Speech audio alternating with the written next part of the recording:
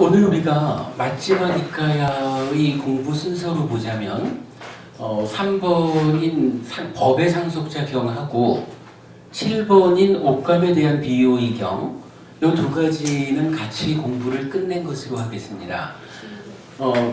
7번 그 옥감에 대한 비유의 경은 뭐 결국 중심적인 내용이 같고 차이점을 설명드렸으니까 나머지는 여러분들이 그냥 경전 읽어보시면 될 거라서 오늘 3번과 7번 두 가지를 한 거로 하고 8번은 우리가 이전에 한 거고요. 맞지마 니까의 152개 경전을 순서대로 나가자라고 했는데 때에 따라서는 우리가 하나의 경전을 가지고 2주, 3주 공부를 할 수도 있죠. 그런데 가끔씩은 이렇게 맞지마 니까야 안에서 연결되는 경전들은 한목 공부도 해나갈 것이다. 예를 들자면 그 10업이 있잖아요. 10악업, 10선업. 맞지마 니까야에는 이 10업을 중심 주제로 하는 경전들이 또 여러 개가 있어요. 그러면 그 경전들을 각각이 따로 해야 할 이유가 없죠. 10업을 중심에 두고 몇 번 경전은 이 10업에 대한 어떤 주제를 설하고 있습니다. 이렇게 해보면 거의 한 주에 여러 개 경전을 함께 나갈 수도 있죠. 그런 식으로 이제 공부를 해 나갈 건데 그런 맥락에서 오늘은 3번하고 7번 경전 두 개를 공부해 마쳤다. 이렇게 보겠습니다. 그러니까 오늘 주제가 된 법의 상속자 경하고 그 마음의 오염원에 대한 이야기하고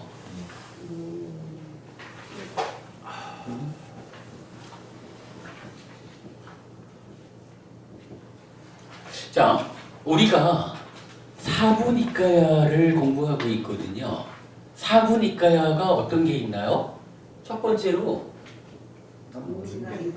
디가 니까야가 있죠. 디가 니까야는 기본적으로 약간 길게 설해진 경전들을 모아놓은 거죠. 34개의 경전이 있어요.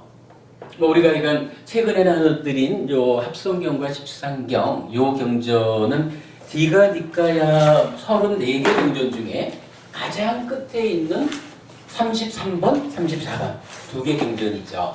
그래서 사실은 이 경전 두 개는 사부 니까야 전체의 내용을 요약해 놓은 것과 같다. 이렇게 이제 말하고 있죠. 사실 이제 이 책을 우리 교단 스님들께도 쭉 좀 배부를 해드렸는데 우리 이사장 스님께서도 합성경과 십상경은 정말로 불자들이 놓치면 안 되는 경전인데 아직 이 경전이 잘 소개되지 않고 제공되지 않았었는데 햇빛 스님 잘했다 하고 칭찬받았어요. 바르게. 아니, 저도 사실은 이 경전이 중요하다라고 주목해서 교재로 만들어 드린 거지만 우리 이사장 스님은 삼장법사시잖아요. 그러니까 스님은 제가 이 책을 왜 주목해서 만들었느냐 하는 부분을 훤히 바라보셨겠죠. 꼭 필요한 경전인데 누가 먼저 하지 않고 있었다. 햇빛 스님 애썼다. 잘했다. 칭찬받았어요. 아, 그런가요? 예, 아무튼 해야 되는 일을 우리가 하는 거죠. 자, 두 번째 뭐가 있죠? 예, 맞지마 니까야. 우리가 지금 중심으로 하는 거죠. 152개의 경전이 있고요. 세 번째로는 뭔가요? 예, 상류따 니까야죠. 맞지마 니까야는 중간 길이의 경전 모음 이렇게 이야기하는 거죠. 상류따 니까야는 56개로 구성되어 있는데 요거는 각각마다 특정한 주제를 선정한 거죠. 그래서 주제 56가지의 주제를 설정하고 그 주제와 관련된 경전들을 모아놓은 것이 상류따 이야기죠.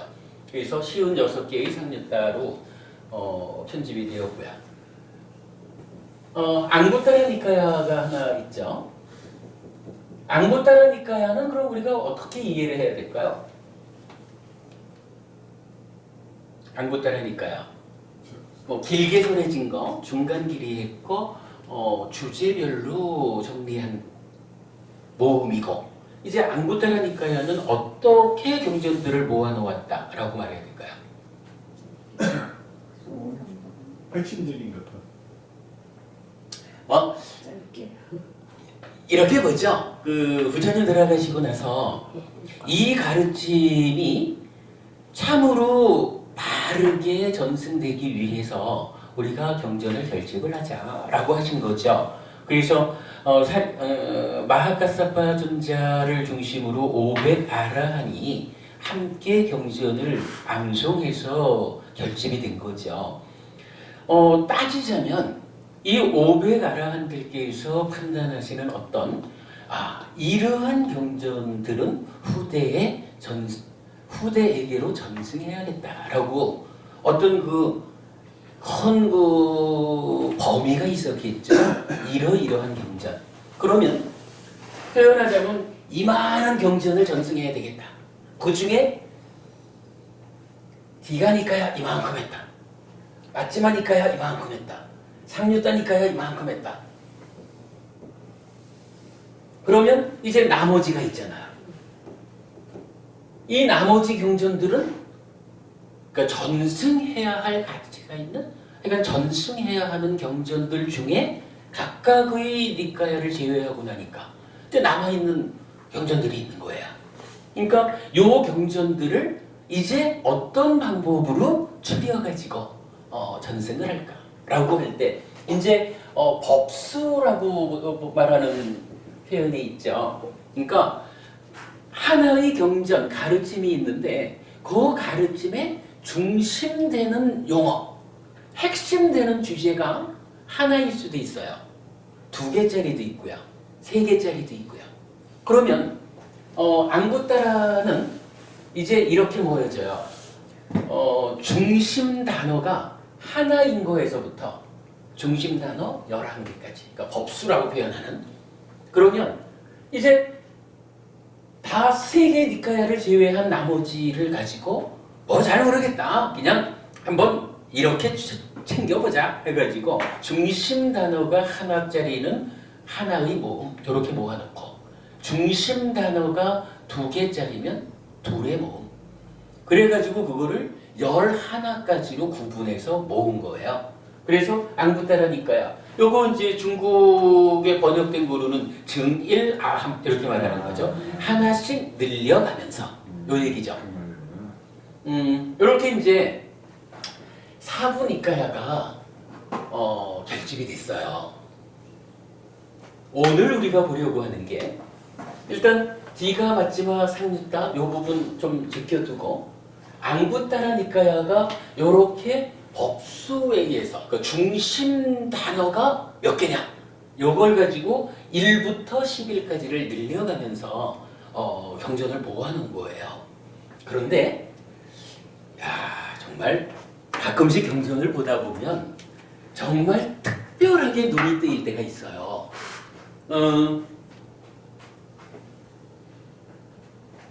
둘의 모음부터 셋, 넷, 다섯, 여섯, 일곱, 여덟, 아홉, 열하나의 모음까지. 그러면 요건 뭐예요? 하나의 모음만 빠진 거죠.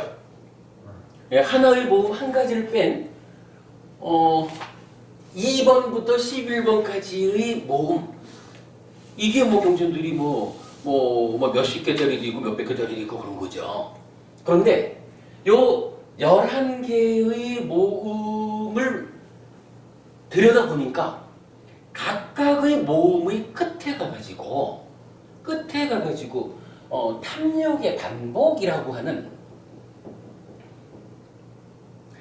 반복되는 경전들을 모아놓은 게 있어요. 그러니까 동일한 내용을 반복해가지고 설해진 요렇게 모아놓은 게 있는데 그게 2부터 11의 모음까지가 있는 거예요. 그러면 만약 요것에 대해서 어떤 공통점이 있다고 하면 이 공통된 주제들은 안구따라니까야의 11군데에서 공통되게 반복해서 쓰였다. 이렇게 말할 수가 있는 거잖아요. 좀 전에 우리가 앞 시간 끝내면서 말한 거지만 이렇게 많이 반복돼서 쓰인다. 이렇게 많이 나타난다. 라고 하는 것은 왜일까? 중요하기 때문이라는 거죠. 그렇죠. 이렇게 각각의 그 상류 따로서 경전을 모아놨지만 이제 앙구따라 니까야라고 하는 이 큰 경전 모음에서 11개 중에 10개가 동일한 이야기를 반복해주고 있다. 라고 한다면 이거는 중요하다. 굉장히 중요한 거다. 이렇게 우리가 일단 보자고요. 타당한 이야기겠죠. 그렇게 보고서 이제 3페이지네요. 3페이지를 한번 보겠습니다.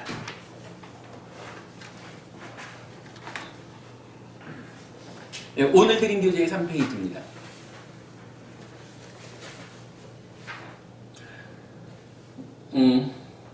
앙구따라 니까야 둘의 모음부터 11의 모음까지 10개의 모음은 모두 탐육의 반복품 라가페이얄랑으로 끝을 맺습니다. 결집의 과정에 같은 결론을 도출하기 위한 어떤 시도가 있는 것 같은 느낌을 받게 됩니다. 무슨 말씀인지 이해되시죠? 경전이 이렇게 결집하는 과정에 그렇게 동일한 자리에 모아놓은 거예요. 어쨌거나 앙구따라 니까야는 각 모음의 마무리를 통해 1.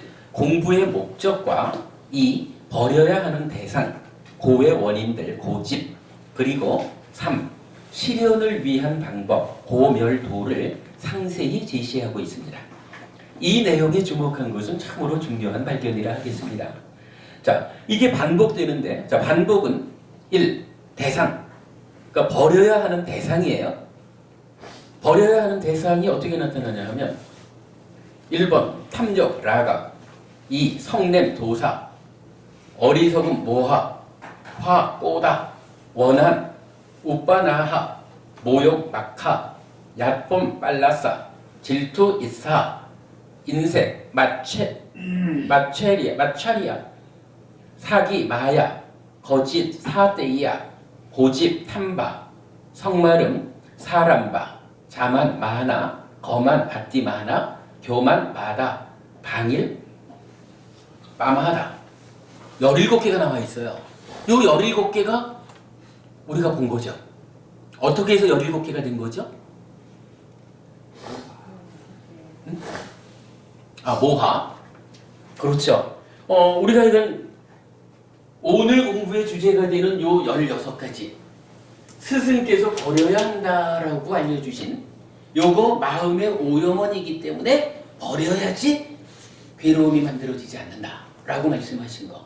또한 버리고 없애야 되는 옳고 그름의 판단 기준 가운데 44개 중에 10개가 포함되어 있고 분쟁의 뿌리로 8개가 포함되어 있고 또 계를 지키는 것으로는 제거되지 않는 수행을 통한 지혜로서 보아서 없애야 되는 것이 포함되어 있는 거죠. 이 16가지에다가 지워버렸네. 이제 모하, 탐진치의 치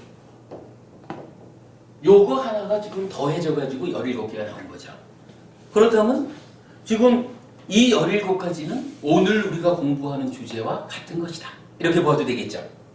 그러면 따지자면 버려야 하고 마음의 오염원이고 그르다 하는 판단 기준에 속하는 거고 분쟁의 뿌리고 계를 지키는 것으로는 버려지지 않는 이러한 것들이라고 우리가 공부한 이 17가지를 일단 앙구따라 니까야의 이 10개 모음에서는 요 17가지를 대상으로 이제 어떤 법을 설한다라는 거예요. 그죠? 그렇게 보면 되겠죠. 대상이 된 거예요, 이게. 그런데 이 17가지에 대해서 이제 목적을 말해줘요.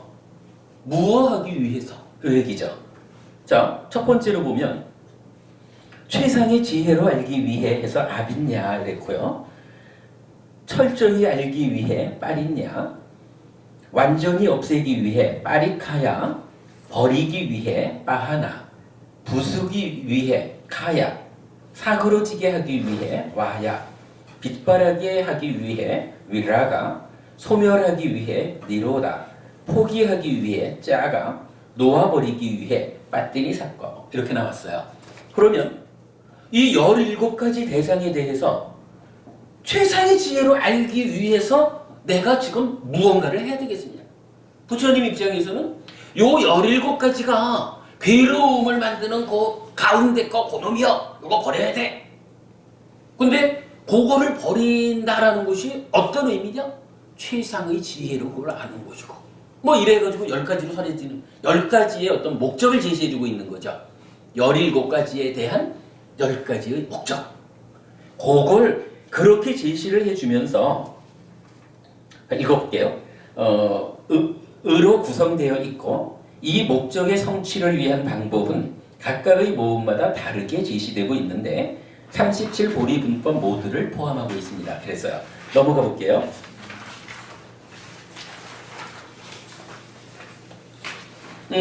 이제 이 17가지에 대해서 최상의 지혜로 알아야 되겠다 라고 하면 어떤 방법으로 이거를 최상의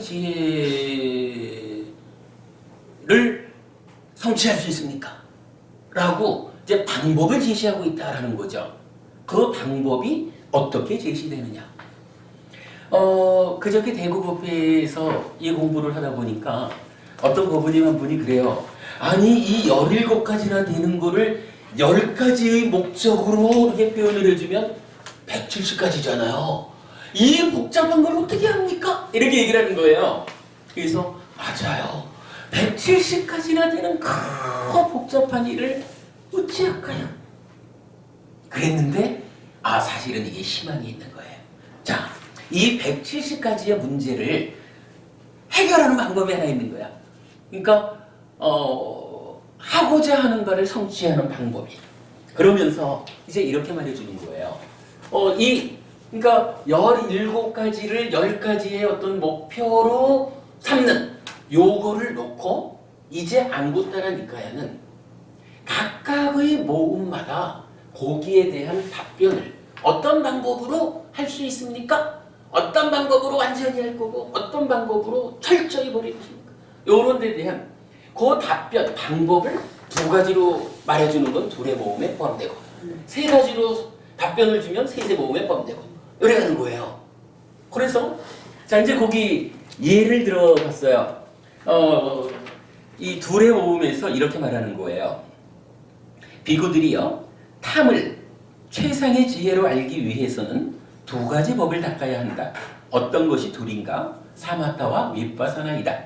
그런데 이게 지금 반복된다, 170가지다 하는 얘기는 뭐냐 하면 여기를요, 탐을 최상의 지혜로 알기 위해 사마타와 윗바사나를 닦아라 이랬는데 이제 최상의 지혜로 알아야 되는 대상이 뭐냐 하면 탐도 있지만 탐, 진, 치 해가지고 17가지가 있잖아요. 그러니까 이 17가지를 최상의 지혜로 알기 위한 방법은 그 많은 걸 어떻게 해요? 복잡해서? 이럴 게 아니라 오직 사마타 윗바사나 요 둘로 구성된 이 수행을 하면, 또 사마타 윗바사나 수행에 내가 매진하면 17가지가 함께 돼버린다는 거예요. 각각 방법이 필요한 게 아니라. 그런데다가 더더군다나 이게 최상의 지혜로 알기 위한 게 것만 있는 게 아니잖아. 철저히 알기 위해서부터 놓아버리기 위해까지 10개가 있잖아요. 그러면 2번째 말은 어떻게 되는 거냐 하면 탐을 철저히 알기 위해, 진을 철저히 알기 위해, 치를 철저히 알기 위해, 이래가지고 17가지에 대한 철저히 알기 위해가 나오는 거예요. 그러면 이게 이제 17가지 각각에 대해서 10가지의 경우로 반복이 되잖아요. 170가지죠. 이 170가지의 성취를 위해서 오직 한 가지 방법이 있다는 거예요. 그 170가지를 각각 따로 해야 된다 그러면 스님 그 복잡해서 어떻게 합니까? 이런 불만이 나올 수가 있는데 제가 해가지고 우리 어머님한테 그런 거예요. 어머님 걱정하지 마셔요. 그거 사마타와 윗바사나를 닦는다는 이 한 가지 방법에 의해서 170가지가 다 해결돼. 구해야 할 많은 일을 한 가지 방법으로 한다. 이렇게 말하면 이게 얼마나 좋은 방법이에요. 그렇게 제가 이제 답변을 드렸어요. 그러면 지금 이 이야기가 어떤 의미인지가 알려졌죠. 둘의 모음이라는 것은 17 곱하기 10이라는 것을 두 가지의 법수, 사마타와 빗바사나라고 하는 요것으로 해결된다, 성취한다, 요 얘기죠. 그러면 동일한 방법이 어떻게 돼요? 셋의 모음에서는 똑같이 17 곱하기 10 요거를 세 가지로, 그러니까 세 개의 법수로 된 어떤 방법에 의해서 해결된다, 이 얘기잖아. 그러면 이제부터 11의 모음까지가 각각 어떻게 제시되어 있느냐, 그거만 보면 되겠죠. 자, 그 얘기가 이제 이어지는 거예요. 셋의 모음에서는 공한 삼매, 표상 없는 삼매, 원함 없는 삼매, 그래서 세 가지의 삼매가 나타나요. 오늘은 이 삼매 내용 설명하지 않겠습니다.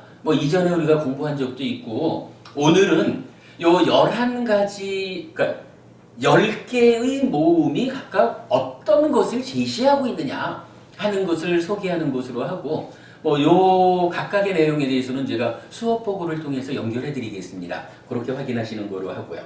그러면 셋의 모음, 세 가지 삼매로 나타났고요. 그 다음에 네 가지로 된 거, 네 가지로 된 건 세 가지로 나오는 거예요. 사념처, 사정근, 사여의정. 요렇게 세 가지가 넷의 모음. 그 다음에 다섯의 모음, 즉 안구따라니까야 다섯의 모음에서는 어떠한 방법이 제시됩니까? 라고 할 때, 첫째로는 부정의 상, 죽음에 대한 상, 위험에 대한 상, 음식에 혐오하는 상, 세상에 대해 기쁨이 없다는 상, 이래가지고 5가지의 산야로 내면의 경향성을 치유하기 위한 그러한 5가지가 제시가 됐어요. 두 번째로는 똑같이 상이라, 무상의 상, 무아의 상, 죽음에 대한 상, 음식에 혐오하는 상, 세상에 대해 기쁨이 없다는 상. 5가지로 그 제시를 하는데 앞에 거랑 중복도 돼요. 중복이 있는 가운데에 이러한 5가지 짝이 있다라고 알려주는 거예요. 중복되는 거에 대해서 문제 제기할 일은 아닌 것 같고요. 그 다음에 세 번째로는 무상의 상, 무상고의 상, 고무아의 상, 버림의 상, 탐욕의 빗바램의 상. 그렇게 상의 조합이 3개가 있고, 네 번째로는 5가지 기능이 있어요. 믿음, 정진, 사티, 사마디, 빠냐라고 하는 5가지 기능은 이건 수행, 그러니까 모든 수행이 사실은 요 5가지 기능에 의해서 그러니까 진행되는 거죠. 그런가 하면 요 믿음, 정진, 사티, 사마디, 빠냐는 기능이기도 하지만 힘이라고도 불리죠. 그래서 5가지 힘, 여러 관계와 이런 수업 보고를 통해서 설명드리도록 하고요. 그 다음에 6의 모음에서는 6가지 위없음이라고 해서 보는 것들 가운데 위없음, 듣는 것들 가운데 위없음, 얻는 것들 가운데 위없음, 공부지음들 가운데 위없음, 섬기는 것들 가운데 위없음, 계속해서 생각하는 것들 가운데 위없음. 요 각각의 위없음의 의미 경전 연결해 드리겠습니다. 그 다음에 두 번째는 계속해서 생각해야 하는 6가지, 불법성 삼보하고 계보시 생천, 차제설법이라고 말할 수 있는 거죠. 그러니까 마하나마라는 제자가 부처님한테, 부처님, 우리가 어떤 머움으로 자주 머물러야 합니까? 라고 물을 때 부처님은 바로 요거 6가지 계속해서 생각해야 하는 것이 있다 라고 해서 불자라면 늘 부처님은 이런 분이다 해서 불법승, 개와 보시와 하늘에 태어남, 요곳에 내 마음을 두어야 한다. 쓸데없이 앉아가지고 망상하지 말고, 참으로 부처님은 이런 분이다, 참으로 가르침은 이런 것이다 라고 해서 내 마음을 어디에 머물게 할 것이냐 할 때, 이거 우리 독성집에도 나와 있고 우리가 자주 독성하는 경전이죠. 계속해서 생각해야 하는 6가지 중요하게 우리 보는 거고요. 그 다음에 세 번째로는 무상의 상, 무상고의 상, 고무화의 상, 버림의 상, 탐욕의 빗바람의 상, 소멸의 상 이렇게 나타나요. 이제 7배의 모음으로 가면 칠각지 해서 염각지, 택법각지, 정진각지, 희각지, 경안각지, 정각지, 사각지. 뭐 칠각지가 뭐냐 하는 건 뭐 우리가 계속 공부하는 내용이고 이건 수업복을 통해서 일단 연결해 드리겠습니다. 그리고 나면 다시 상으로 조합된 7가지가 2개가 나와 있죠. 그리고 나면 이제 8의 모음으로 들어가면 이제 8정도가 첫째 나타나죠. 정견, 정사유, 정어, 정업, 정명, 정정진, 정념, 정정이라는 8정도가 바로 이런 17가지에 대한 10가지 목적을 성취하기 위한 8가지로 된 법이다. 이렇게 알려주는 거죠. 8가지 지배의 경지하고 8가지 해탈 나오는데 뭐 저도 정확히 이해하지 못하고 있는 경전 말씀이에요. 일단 요거 경전을 연결해 드리도록 하겠습니다. 그 다음에 9의 모음 가면은 상의 조합으로 9가지가 하나 나타나 있고요. 두 번째는 9가지 증득 이래서 초선, 제2선, 제3선, 제4선 요거 색계사선이죠. 색계라고 불리는 거고 공무변처, 식무변처, 무소유처, 비상, 비비상처 무색계 사처라고 하는 거죠. 그러니까 욕계와 색계 이렇게 우리가 수행을 통해서 점차적으로 그 삼매를 향상시켜가는 그러한 구성이죠. 그리고 나면 9번째로 상수멸이라는 게 있죠. 비상, 비비상처가 사실은 무색계의 꼭대기면서 욕계, 색계, 무색계라고 하는 중생 세상의 꼭대기죠. 근데 그것을 넘어서 가지고 상수멸이라고 하는 단계가 있어요. 이런 이야기죠. 욕계, 색계, 무색계라고 하는 중생 세상은 누가 사는 세상이냐 하면 오치온으로 나를 삼은 존재가 살아가는 세상이잖아요. 중생. 그런데 상수멸이라고 하면 색, 수, 상, 행식 5가지 오온 중에 상과 수라고 하는 2가지가 소멸했다 이렇게 말하는 거예요. 소멸의 의미는 이거 완전히 사라져버렸다 이런 내용하고는 좀 다르죠. 거기에 대한 집착이 없음 이렇게 봐야 될 건데 그런데 어쨌든 색수상행식 5가지에 대한 집착에 의해서 오치온으로 있어야 중생이잖아요. 욕계든 색계든 무색계든. 근데 그 중에 상수 2가지가 소멸해버렸어. 표현하면 좀 우습지만 중생으로의 자격을 상실한 거야. 그죠? 오치온이 아니니까. 사실은 더 이상 중생으로의 괴로운 삶에 묶이지 않고 벗어난 거야. 요 얘기죠. 그런데 이제 요거는 이제 사실 그 해탈의 경우하고는 조금 다르죠. 다만 고도의 심화된 삼매의 힘에 의해서 중생세간을 벗어난 그 상태로 이제 그냥 개념적으로 우리가 이해하기로 하자고요. 그래서 이렇게 그 9가지 그 삼매의 심화 요것이 또한 이런 170가지를 성취하는 방법이다 이렇게 나온 거죠. 그 다음에 열의 모음에서도 다시 그 상으로 2가지 조합이 되어 있어요. 자, 마지막 장으로 넘어갔습니다. 스님 이제 이것은 이제 네. 이 자체로 대상으로 해가지고 그 위파사나를 합니까? 조금 이따. 네. 3번에 가면 10가지 발음 이래서 정견, 정사유, 정어, 정업, 정명, 정정진, 정념, 정정 여기까지는 8정도죠. 그런데 거기에 이어서 정치, 그러니까 발은 암하고 정해탈에서 발은 해탈이 2개가 더 있어요. 그래서 10가지가 됐거든. 우리가 대표적으로 커다란 마흔의 경 이게 맞지만니까요. 117번인가 그래 되죠. 이 경전을 중심으로 이렇게 표현됩니다. 유학의 길로서의 8정도 그리고 아라한의 길로서의 10가지 길 이래가지고 8정도 위에다가 바른 삼매 이후에 바른 암과 바른 해탈이 더해져가지고 아라한이 성취되는 그 과정을 설명하고 있어요. 우리가 먼저 늘 얘기하는 거지만 사실은 요 팔정도라고 하는 이 중도 팔정도가 깨달음의 완성이냐 하면 사실은 그렇지는 않죠. 바른 삼매를 통해서 그러니까 그 앞의 과정을 통해서 바른 삼매인 초선, 제2선, 제3선, 제4선 이 삼매의 상태를 성취하면 거기까지를 따지면 1차적인 깨달음 이렇게 말해야 되고 그 삼매 상태에서 이어지는 단계가 나오죠. 삼매에 들면 있는 그대로 보기 마련이다. 그래서 여실직연 무상고 무아로 보는 상태가 뒤따르고 그렇게 될 때 여모 이탐 해탈로 나아가는 거죠.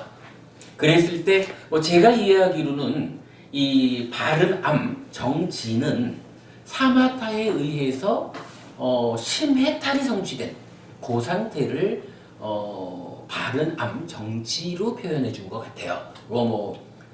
뒤에 우리가 한 번 더 보기로 하고 그 다음에 이제 정해탈, 바른 해탈이라는 것은 이 사마타에 의한 심해탈 상태에서 이제 드디어 윗바사나 하게 되잖아요.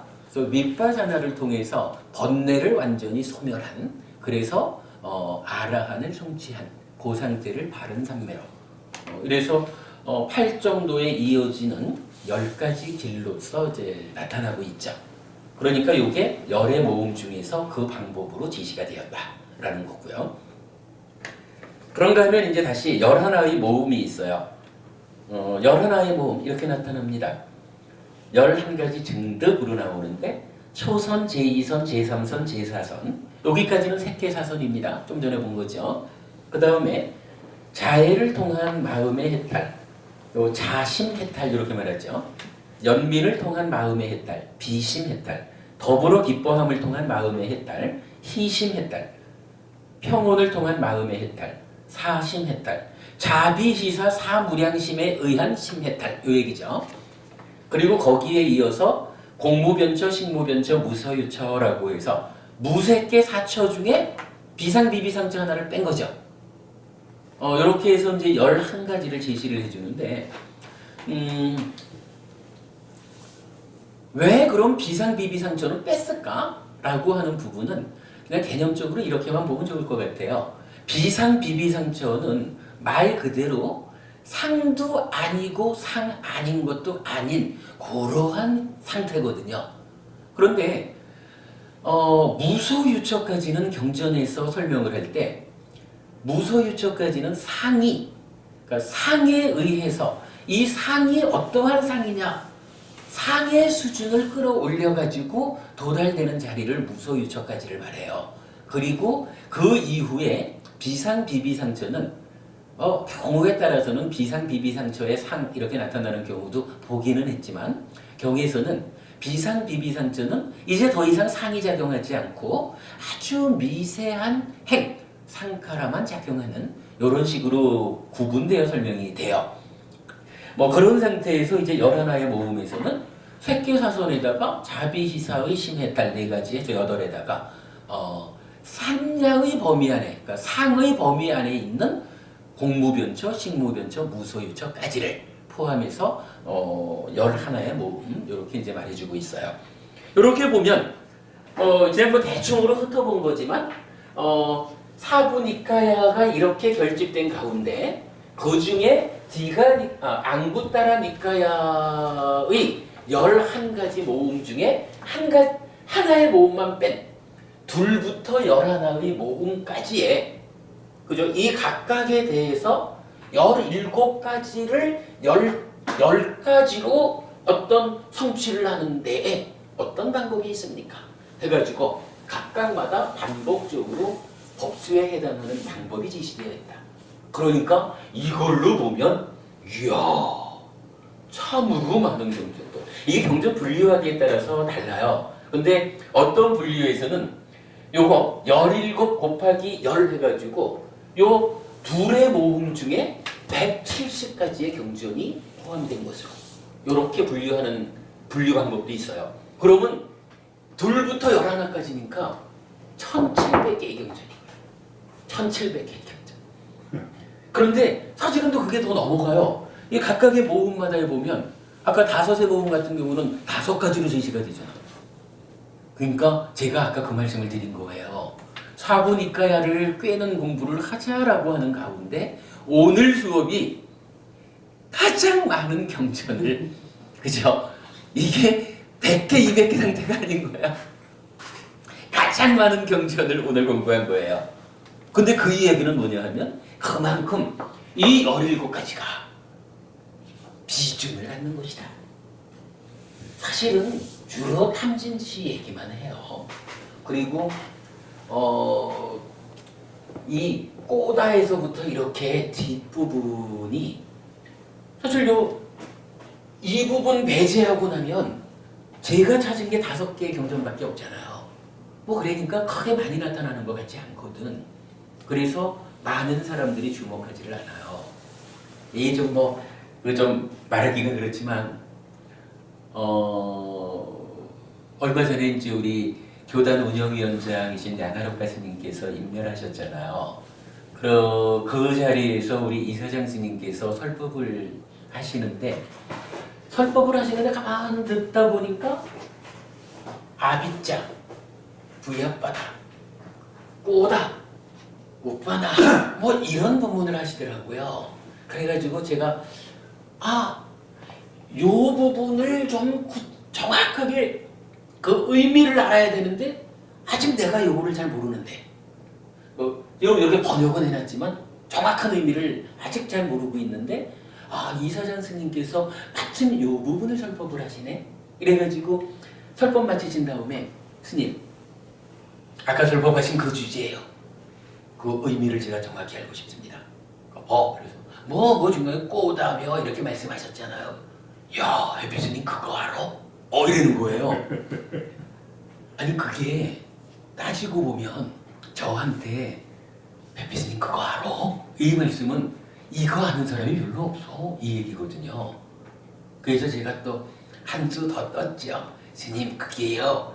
법의 장석자의 경에 나오고 맞지마니까의 7번 옥간비유의 경에 나오고 분쟁의 뿌리로도 나오고 그걸 제가 탁 말씀을 드렸더니 이야 그래?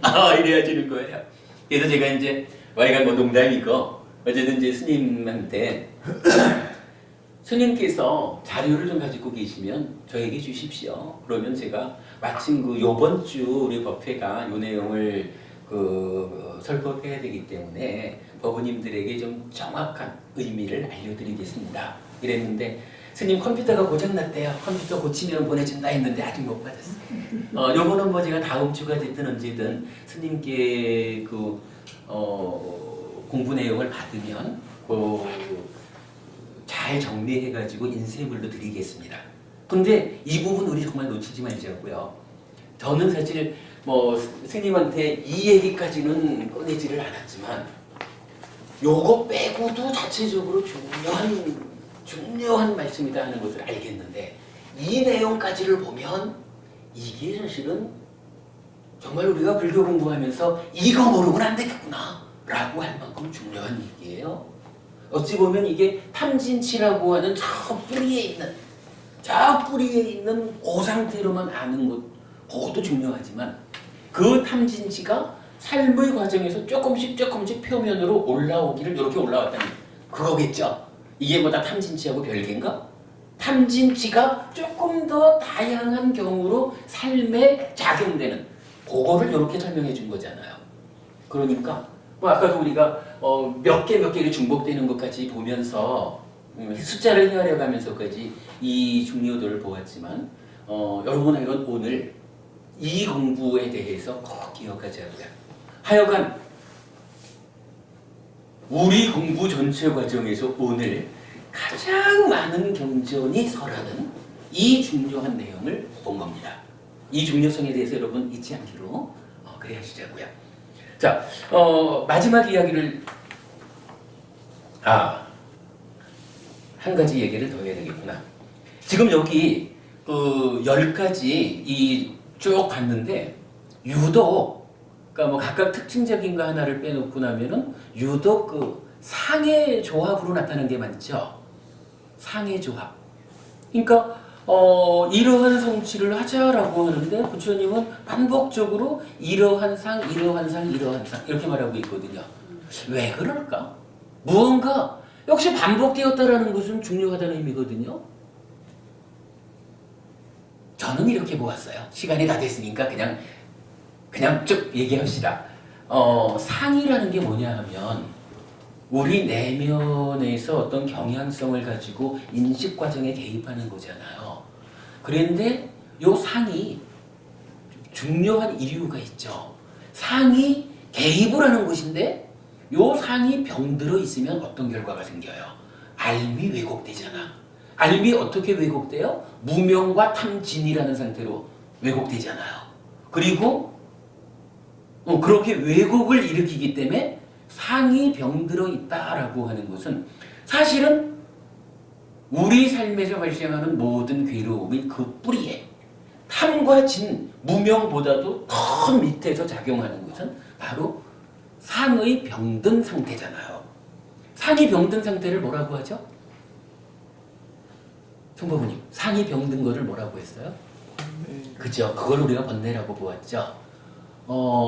번뇌가 상의 병듦이다라고 나와 있지는 않지만 그러나 우리가 경전을 잘 모아서 마음의 메커니즘 그림으로 그려가지고 찾아보니까 무명의 조건이 되는 그 번뇌는 상의 병듦 상태다라고 드러났죠.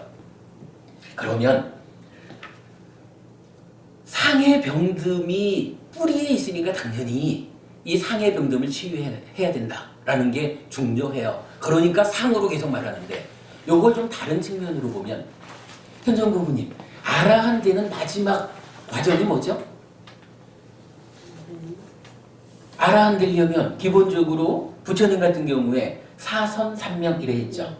그래서 초선, 제2선, 제3선, 제4선 그 위에서 전생을 보는 숙주명, 죽은 이후 태어남을 보는 천한명, 그리고 마지막 하나가 있잖아. 누진명. 그렇죠? 이 아라한이 되는 마지막 자리가 뭐냐 하면 누진명이라. 번뇌가 완전히 소멸되는 그러한 지혜잖아요. 그러니까 우리가 지금 상이 병든 것을 번뇌라고 한다라는 것을 아는 상태에서 번뇌가 무엇이냐 하니 아라한이 되는 마지막 과정의 수행이야. 마지막 자리는 번뇌를 끊어내는 것에 의해서 완성되고 아라한이 되는 거예요. 마지막까지 우리를 해탈하지 못하게 중생으로의 괴로운 삶을 살게끔 붙잡아 매는 것이 번뇌거든. 그죠? 치라는 것은 이제 요 번뇌가 개입해서 그 무명이라는 알매 왜곡이 생길 때 무명과 번뇌를 합해서 치라고 했죠. 그래서 탐진치가 된 거죠. 네. 그렇게 놓고 보면 지금 이 앙구타라 니카야의 그 여러 모음 중에 유독 여러 가지 상의 조합으로 이러한 어떤 방법을 제시해주고 있단 말이에요. 그 얘기는 뭐겠어요? 결국은 최종적으로 우리가 해야 되는 일은 상의 병듦, 달리 말하면 번뇌, 요거를 제거하는 것이다. 그 상의 병듦을 치유하기 위해서는 이러한 상을 닦아야 한다. 요렇게, 그죠? 상의 병듦을 치유하기 위해서 이러한 상을 닦아야 한다라고 알려주는 거죠. 그래야 각각의 모음에서 상이라는 단어를 조합해가지고 반복해 알려주는 것에 의미가 드러나죠. 그죠? 여러분 이거 분명히 알자고요. 상이 병든 것을 번뇌라고 하고 이 번뇌가 끊어져야 아라한이 되는 것이다. 해탈하는 것이다. 일체의 괴로움에서 벗어나는 것이다. 그렇기 때문에 결국 부처님께서 제시하는 가운데 중을 제거하는 방법의 상당 부분을 상을 닦아라. 이러이러한 상을 닦아라. 라고 제시되어 있는 거죠. 예, 그 부분 우리가 놓치지 않기로 하고요. 자, 이제 마지막 이야기 하나를 하고 마치겠습니다. 자, 맨 뒷장 이제 밑에 부분입니다. 이러한 반복은 상유타 니카야에서도 발견됩니다.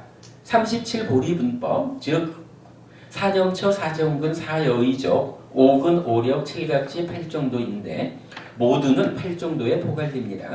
또한 특징적으로는 선에도 적용되는데 선은 초선, 제2선, 제3선, 제4선의 4선이 8정도의 완성 지분인 정정, 바른 산매의 구체적인 내용이기 때문인 것으로 이해할 수 있습니다. 그렇다면 앙구타라 니까야에서는 1. 버려야 하는 대상과 2. 공부의 목적 그리고 3. 실현을 위한 방법 가운데 버려야 하는 대상과 공부의 목적을 중심으로 마지막에 실현을 위한 방법을 법수를 늘려가면서 제시하였다면 상류타 니까야에서는 실현을 위한 방법을 8정도의 완성, 즉 여실직연 이전까지의 범주에서 중심에 두고 공부의 목적과 버려야 하는 대상을 설명하였다고 할 수 있겠습니다. 상류타 니까야의 반복은 다음 주제로 정리하겠습니다. 이랬어요. 그러니까 오늘 우리가 정말 주목한 게 뭐냐 하면 뭐 17가지 이걸 본 것도 중요하지만 또 하나 주목한 게 이 10개의 모음에서 반복적으로 설명되었다. 얼마나 중요한 일이냐. 요걸 보았잖아요. 그런데 니까야 전체적으로 보면 제가 이거 진짜 잘 주목한 거예요. 사실은 웬만해서는 이 반복되는 부분은 점점점점점점 이렇게 넘어가기 때문에 읽지도 않고 넘어가기 마련이거든. 그런데 제가 어쩌다가 한번 딱 보이는 게 있어가지고 찾아보니까 앙구타라 니까야 2부터 11까지가 동일한 반복을 하고 있고 상류타 니까야 중에 37조덕품 이러면은 사념처, 사정근, 사여의적, 오근, 오렴, 칠갑질 8정도잖아. 그리고 8정도의 완성이 정정, 바른 산매잖아요. 바른 산매가 구체적인 내용이 뭐냐 하면 초선, 제2선, 제3선, 제4선 4가지 선이란 말이에요. 산매하고 선하고가 조금 다른 거죠, 이렇게. 그런데 상류타 니까에는 또 선상류타가 있어요. 그럼 선상류타라는 것은 37조덕품에 이름으로는 포함되지 않지만 사실은 8정도의 완성 상태란 말이에요. 그러니까 8정도가 37조덕품에 들어간다면 선상류타 자체도 그 안에 포함되는 거라. 그런데 마찬가지로 상류타 니까야를 뒤져보니까 상류타 니까야에도 요거 37조덕품을 말하는 7가지에다가 선상류타까지 해서 8가지 상류타 즉 주제에서는 뒤에 가가지고 유사한 반복이 이루어지더라고요. 그러니까 앙구타라 니까야하고 유사하고 상류타 니까야에서는 거의 동일한 이런 반복이 따지자면 이러한 주제를 거의 유사하게 설하는 가운데 그런데 이제 앙구타라 니까야는 요거 놓고 10단계 놓고 요거를 마지막으로 설했잖아요. 그런데 상류타 니까야는 이제 이러한 그 해결 방법을 그러니까 37조덕품 각각에 대한 상류타니까 해결 방법을 중심에 놓고 요 방법으로 어떠한 것을 어떻게 성과낼 수 있을까? 조금 접근 방법이 다른 거죠. 그렇게 상류타 니까야도 반복을 포함하고 있더라는 거예요. 그러면 따지자면 이게 오늘 이 내용하고 상류타 니까야의 그 내용이 연결되어 있는 거라. 그래서 다음 주에 오늘 다룰 수가 없으니까 다음 주에 이 이야기의 연장선상에서 상류타 니까야의 그 반복된 이야기를 소개하겠다라는 거죠. 그 이야기, 그러니까 다음 주 수업 이렇게 안내하고 오늘 수업은 마치는 것으로 하겠습니다. 이거 불광동에서 처음 오신 부모님이 계신데도 이 시간에 끝내게 돼서 미안합니다. 자, 마쳤습니다. 수고하셨습니다. 네, 스님 질문을 간단하게 좀. 법우님만 괜찮으면 질문하시는 거 저는 상관없어요. 지금 이 성지 방법을 네. 모음으로 얘기했는데 네. 이게 보니까 둘의 모음하고 셋의 모음을 보니까 네. 저는 이제 이 모음 중에서 하나만 하면은 성지 될 거라고 생각을 했는데 아까 스님하고 수업 전에 말씀을 들은 거에 의하면 하나 가지고 되는 게 아니잖아요. 그러니까 예를 들면 산을 해야지 그 다음에 산마다 윗바다로 넘어가니까 차제로. 그러니까 이걸 어떤 식으로 생각을 해야 돼요? 예. 무슨 말씀인지 알겠는데, 이렇게 보죠. 좀 전에 제가 말씀드렸지만, 팔정도가 완전한 깨달음으로 가는 길은 아니라, 팔정도 이후에, 바른 암, 바른 해탈, 요 두 단계가 더 있어서 아라한으로 갔죠. 그런데, 팔정도를 닦아서 바른 산매까지를 가면, 바른 산매에 들면 있는 그대로 보기 마련이다 라고 해서 바른 산매까지만 어떻게든 내가 오면 그 다음 단계는 이제 아라한 되는 그 길에 들어섰어, 가면 돼, 이런 정해져 있는 길에 들어갔다. 그런데 지금 여기도 보면 아까 제가 그 얘기를 못했지만 지금 각각이 나와 있는 내용을 보면 37조도품을 각각 다 말해주고 있거든요. 그리고 나머지 뭐 상도 있고 이런 거잖아. 그러니까 이게 각각이 다른 것으로 설명되어 있지만 결국은 하나의 그 수행 체계. 제가 이 다음 주에 수행 체계에 대해서 한번 법우님을 위해서 설명해 드릴게요. 그러면 이 내용들이 상으로 제시된 거 말고는 대부분이 수행의 체계 안에 포함되어 있는 거야. 그러면 예를 들어서 사념처 이러면은 사념처 하나만 열심히 닦자라고 하면 이 사념처의 성취는 그 성취는 저절로 바른 산매까지 가는 거거든. 바른 산매까지 가면 중간에 내가 의도적으로 길을 바꾸지 않는 한 바른 산매까지 왔다라고 하는 것은 이어지는 해탈로 가는 길을 들어설 준비를 끝낸 거야. 연결된다는 거예요. 그러니까 전체적으로는 하나의 수행 체계로 가지고 가는데 각각의 모음에서는 그 숫자대로 그 체계 안에 있는 37조도품 이렇게 포함된 것을 각각을 일러준 거라. 그러니까 모아가지고 한 길로 가는 가직길 이렇게 이제 설명된 거예요. 그러니까 이게 다 다른 거는 아니죠. 그래서 이제 그 부분에서는 중요한 표현이 37조도품 모두가 팔정도에 포괄된다라고 말하는 거. 포괄된다라는 것은 37조도품을 각각으로 닦는다고 말하지만 사실은 팔정도를 닦는다라는 그것이 전체를 함께하는 거랍니다. 이런 식으로. 그래서 뭐 다르다라고 보실 필요는 없고 수행 체계의 일부씩을 법수대로 표현해줬다. 다음 주에 제가 그 수행 체계에 대한 이야기는 좀 설명해 드리도록 할게요. 지금 여기서 네. 설명해 주신 상은 우리가 이제 가지고 닦아야 되는 상을 말씀하시는 거잖아요. 그렇죠. 그러면 이런 상을 갖는 거를 팔정도에서 뭐라고 얘기를 어디에 속하는 건가요? 이게 오온에서 말하는 상의 자격이 아니에요? 그겁니다. 그거죠? 오온에서 말하는 상인데 이게 보통 이해하던 인식, 지각 이 개념이 아니고 나의 내면에 쌓이는 경향성이거든요. 그러니까 근데 왜곡을 시키는 우리가 인식을 그렇죠. 인식 과정에 개입해가지고 왜곡을 일으키는 그건데 성법부님, 요 얘기 우리 다음 주에 합시다. 이게 이제 금전에서 보면은 이 마음의 메커니즘의 각각의 단계에서 표현하자면 불고불락의 느낌에 대해서 그 일어남 사라짐, 달콤함, 위험함, 벗어남 요런 것을 모르면 무명의 잠재 성향이 잠재하고 뭐 이렇게 이제 각각으로 단계지어서 설해지는 부분도 있고 그 다음에 지금 여기에서 나와 있는 거는 이제 대부분이 어떤 의도적으로 참으로 존재하는 것은 무상하구나라고 하는 무상하다라고 하는 데에 내 마음이 집중됨으로써 그 행위가 반복됨에 의해서 잠재되는 그러면 상나 가정 때문에 생겨나는 삶의 문제 이거는 무상고 무아라고 하는 부분을 내가 반복적으로 일으킴에 의해서 그게 이제 잠재해서 상나 가정을 밀어내는 뭐 이런 개념으로 봐야 될 건데 다음 주에 우리 한번 좀 정리해서 얘기해 봅시다. 제가 어디서 주워 듣기로는 이제 아라한이 되면은 상도 없어진다고 그랬어요.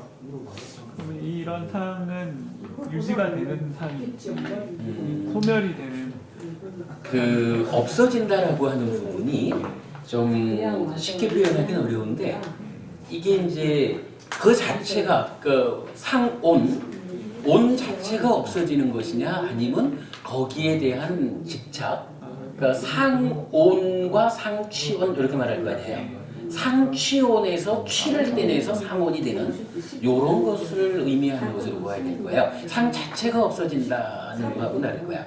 그럼 상취온이 없어진다라는 것은 어떤 거냐 하면 100% 무상고 무아의 상 이런 식으로 이해할 수가 있겠죠.